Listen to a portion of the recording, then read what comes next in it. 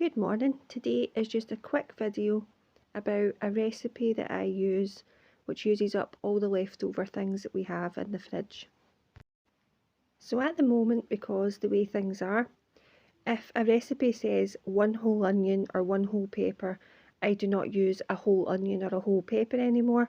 I cut that in half and I'll save the other halves for another recipe another day. So it's always 1/2 onion, 1/2 pepper nowadays. So I would start off with heating a little oil in the pot. You can use any fat for this, so if you've saved up fat from another meal, if you have butter, if you have cooking oil, anything that you have, you can use it. So chop up the onions and peppers nice and small and add those and fry those off first. And then you want to add any meat that you have, so you can use mince, you can use chopped up hot dogs, pieces of chicken, any leftover meat that you have can go in this recipe. I've added grated carrot because it bulks it out a little bit.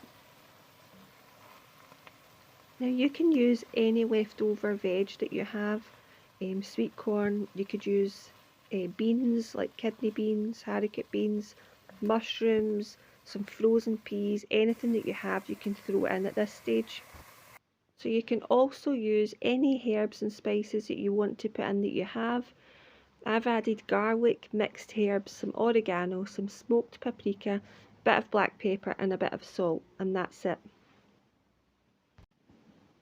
Okay, so I didn't have a can of tomatoes to use, I didn't have tomato puree, but what I did have was some leftover sauce from a Moroccan lamb sauce that I did on Tuesday night.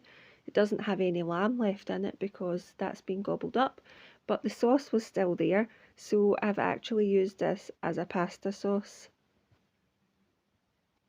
The great thing about this recipe is you can literally add any sort of tomato base, so it could be fresh tomatoes, it can be those sauce pack mixes, tomato puree, chopped tomatoes, or leftover sauce like what I've used in mine. So once you've added whatever tomato base you're using to your meat mix it all through and make sure it's all combined nicely together. I've then added 1.5 packs of the 500g packs of macaroni that you can get. You can use any pasta shapes here and obviously change the amount to suit your family's needs as well. The half packet of macaroni that I have left, I will keep it for another day and add it to soup to make it a more filling meal. So I've added the pasta, mixed it all through with the meat to make sure it's all coated with the herbs and spices and things. And then I've added the water, so obviously depending on how much pasta you use, you'll know how much water to put in. I've added boiling water, gave it a good mix, and then bring it back to the boil again on the pot. So after a few minutes on the heat, you can see that it's turned into a rolling boil, so it's bubbling at this moment. I would put the lid on this, turn the heat off, and place it inside the Wonderbag to continue cooking. This has been a bit experimental for me because in my leaflet for the Wonderbag it says to always use just a stainless steel pot, so quite a thinner material. I've used a cast iron one in this and I wanted to see if it would work. Obviously some people, they only have maybe a cast iron pot, and I know a lot of people are worried about cooking for too long on the hob and maybe not being able to get nutritious meals because they can only cook for a short time due to the energy costs. So I've literally started this meal off on the hob. It took about 15 minutes from start to finish.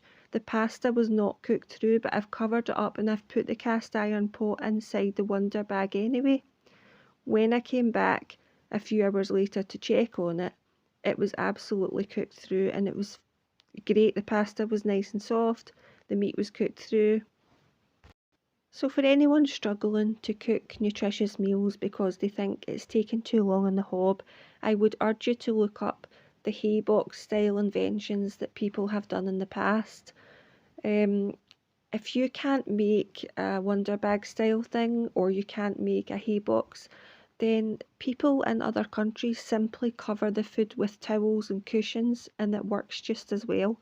So please do look into it. It can save you a lot of money on your energy costs, and you can still have nutritious meals for your family. This was the moment of truth when I came back a few hours later and opened the pot to see if it had all cooked through, with it being cast iron and not stainless steel, and I was not disappointed. The pasta came out nice and soft. It was all very nice and my family loved it. So please do look into the Wonderbag or some similar invention that you can use. Thanks for watching.